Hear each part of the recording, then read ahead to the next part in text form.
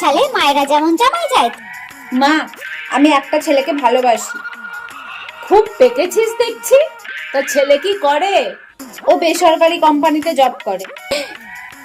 আমার মেয়ে হয়ে তোর এত বড় অধঃপতন! ছি ছি ছি ছি ছি।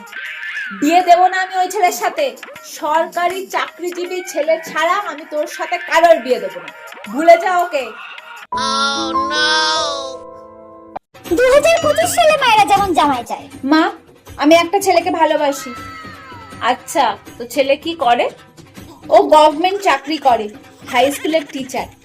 কি? তোর এত বড় অধঃপতন, যাদের চাকরির কোনো গ্যারান্টি নেই, এই আছে এই নেই, না খেয়ে দিয়ে মরবি নাকি? ওকে ভুলে যা। আমি তোর জন্য একটা ইউটিউবার ছেলে দেখেছি। কত ইনকাম করে মাসে জানিস?